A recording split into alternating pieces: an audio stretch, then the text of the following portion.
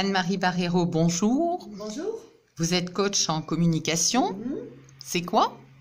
Coach en communication, c'est un métier qui consiste à aider les personnes pour extraire leur capacité de communicant, c'est-à-dire leur capacité d'être auprès des autres, leur capacité d'entrer en relation avec les autres et de dialoguer avec les autres d'une manière satisfaisante.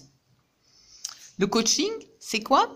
Le coaching, c'est un outil, en tout cas une boîte à outils qui permet justement d'aller chercher les potentiels des personnes qui sont coachables en fait.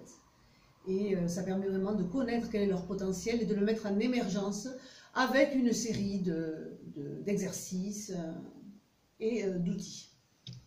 Vous avez créé le cabinet AMB Coaching. Oui. Pouvez-vous nous en parler?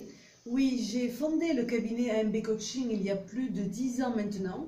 Ça s'est imposé naturellement puisque j'avais commencé à entrer, enfin en tout cas j'avais commencé à ma vocation de coach et j'ai décidé de fonder ce cabinet pour justement mettre mon expérience et ma formation au service des autres.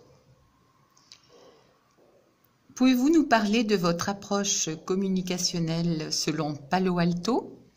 L'approche communicationnelle inspirée de l'école de Palo Alto est créée par Alex Mukieli. Donc c'est une approche humaniste et humaine qui vise à comprendre le comportement de la personne. Que la personne soit un homme, une femme, un entrepreneur ou un groupe ou une organisation. Donc c'est vraiment comprendre le système de la personne pour pouvoir justement mieux l'appréhender, mieux l'analyser et donc proposer en face des leviers d'action et des solutions qui soient pertinentes et satisfaisantes. Donc dans l'approche communicationnelle, si vous allez sur mon site internet, vous pourrez le voir, vous verrez qu'il y a une partie systémique, une partie constructiviste. Donc c'est vraiment l'étude du système personne ou système entreprise, et ensuite la construction du système, c'est-à-dire que chaque élément du système a un sens, et le sens se construit au fur et à mesure. C'est pour ça qu'on appelle ça le constructivisme. Du coup, l'approche communicationnelle, donc c'est une approche qui tient compte de ces paramètres-là. Vous offrez des services aux entreprises. Quels sont ces services? J'offre des services donc aux équipes, d'abord dans les entreprises ou les collectivités ou dans les groupes de travail. Donc c'est, comme je disais tout à l'heure, donc l'étude du système de l'entreprise, c'est vraiment connaître la boîte noire de l'entreprise pour pouvoir proposer des solutions innovantes et des leviers d'action. Donc les équipes, c'est une première chose, donc bâtir la cohésion. Ensuite, je travaille sur le leadership, donc avec des personnes qui sont soit dirigeantes, soit cadres, soit managers, soit responsables d'équipe. Donc en fait, c'est comment développer le leadership à l'intérieur de soi, c'est-à-dire devenir un meilleur manager, notamment en accentuant et en renforçant les habiletés à communiquer. Donc ça permet vraiment de faire des prises de conscience, de développer une attitude différente, de se mettre en action, et je donne des protocoles bien spécifiques et voilà. Vous avez une expertise auprès des femmes professionnelles, je crois. Oui. Pouvez-vous nous en parler? Oui, justement, j'allais en parler avant que la question soit posée. C'est que j'ai autour dans ma clientèle à peu près 80% pardon, de personnes qui sont des femmes. Et je me suis aperçue qu'il y avait un système spécifiquement féminin, c'est-à-dire un état d'esprit donc spécifiquement féminin, comme il y a un état d'esprit masculin. Mais moi, je me suis plus intéressée à l'état d'esprit féminin, que je connais davantage, et je me suis aperçue que finalement, il y avait donc des obstacles ou des défis que les femmes rencontraient régulièrement dans leur management, régulièrement dans leur travail ou dans leur évolution professionnelle. Donc j'ai fait une synthèse de ces défis-là, et puis j'en ai bâti un programme qui s'appelle Booster la leader en vous, et qui vise vraiment à aider les femmes à s'affirmer, à se positionner de manière équilibrée donc dans les groupes de travail ou dans l'entreprise ou pour leur évolution professionnelle. Il y a les jeunes également. Vous avez écrit un livre, Aider son ado. Oui, justement, je l'ai là, avec moi spécialement aujourd'hui. Donc, effectivement, les jeunes, c'est la suite, hein, c'est l'avenir. Ce sont nos futurs salariés, nos futurs managers, nos futurs entrepreneurs, nos futurs dirigeants. Et j'avais envie de transmettre tout ce que je sais donc aux jeunes pour que justement ils se saisissent de ces outils de communication pour leur éviter aussi, si je peux, à ce qu'ils tombent dans les ornières dans lesquelles beaucoup de personnes tombent. Donc en fait, c'est vraiment pour leur transmettre donc, des outils qui vont leur permettre de devenir de meilleurs, en tout cas de meilleurs communicants, en tout cas de démarrer dans la vie avec ça. Donc là, c'est vraiment quelque chose qui m'intéresse et qui me passionne, la transmission, et qui est vraiment très intéressant. Je fais ça auprès des élèves ingénieurs ou des jeunes en Master 2 à l'université. Et le livre, donc, bien sûr, qui était au départ pour les enfants de mes clients, pour les aider vraiment à créer une relation nourrissante et intéressante avec leurs enfants.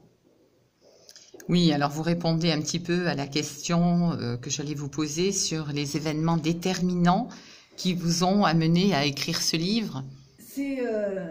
Oui, c'est intéressant parce que j'ai réalisé récemment qu'il y avait eu 2 étapes importantes dans ma vie. La première étape, je pense que ça a démarré autour de 16 ans, 16-17 ans, et je voulais à tout prix comprendre le monde. Pourquoi ça se passe comme ça, pourquoi l'actualité elle est comme ça, pourquoi le monde est comme ça. Donc en fait j'avais soif d'apprendre et d'étudier, c'est ce que j'ai fait pendant plus de 10 ans, voire 15. Donc je me suis passionnée pour l'étude de la compréhension et des relations humaines. J'ai rencontré des experts, des sociologues, des psychologues, des communicants, des pédagogues, et forte de ces trouvailles, j'allais dire, et puis de ces études, ça m'a donné vraiment l'envie de transmettre après. Là, c'était la 2e étape de ma vie. Donc, quand j'ai justement fondé le cabinet MB Coaching, là, j'ai décidé de me faire confiance et d'écouter mon intuition, notamment en quittant plusieurs fois la zone de confort, donc en prenant des risques, pour pouvoir vraiment transmettre et donner aux autres la possibilité de se comprendre, de se trouver, de développer son plein potentiel, de donner du sens à sa vie, même de prendre sa vie en main, et puis vraiment de s'affirmer voilà, dans sa vie professionnelle d'abord, sachant qu'il y a des impacts également sur la vie personnelle. Alors on comprend bien que la compréhension est votre leitmotiv, mais pouvez-vous également nous parler de vos hobbies? Oui, et c'est vrai que la compréhension, c'est mon carburant en fait. Et c'est vraiment quelque chose que j'ai toujours au fin fond de moi. Donc c'est vraiment important. Donc les hobbies. Donc j'aime la nature, le sport, la musique et la littérature. Oui. Voilà, les gens qui vous aiment reconnaissent des qualités d'énergie, de dynamisme, de persévérance en vous. Pouvez-vous nous en parler également? Mais écoutez, ce qu'on disait tout à l'heure, d'ailleurs un après-midi, c'est que le dynamisme, je crois qu'il a toujours été là. J'ai toujours eu envie de progresser, d'apprendre, de comprendre et d'évoluer. Donc c'est vraiment la persévérance, c'est quelque chose qui est important pour moi et que je transmets aussi à mes clients, parce que je crois que quand on trouve le sens de sa vie, eh bien forcément on devient persévérant. Quand on trouve ce pourquoi on est là, qu'est-ce qu'on a envie de faire, que ce soit transmettre, ou que ce soit éduquer, ou que ce soit diriger, ou que ce soit encadrer, peu importe le verbe, j'allais dire, vraiment c'est la persévérance, comme l'énergie, le dynamisme, ça vient avec. J'ai aussi un petit côté rebelle qui me sert notamment à remettre en permanence les choses en question pour, encore une fois, comprendre et grandir. Alors, ce qui est important pour vous, c'est? Ce qui est important pour moi, c'est de créer les conditions de son bien-être. Et votre plus belle réussite? Ouais, et de créer des relations donc nourrissantes, intéressantes, de permettre aux personnes de s'affirmer et de développer leur potentiel. Je crois que ma plus belle réussite, là, pour répondre à la question, c'est quand je vois les yeux de mes clients qui brillent et qui prennent conscience de ce qui se joue, de ce qui est important, voilà, qui retrouvent du sens. Là, ça me plaît beaucoup. Merci Anne-Marie. Merci.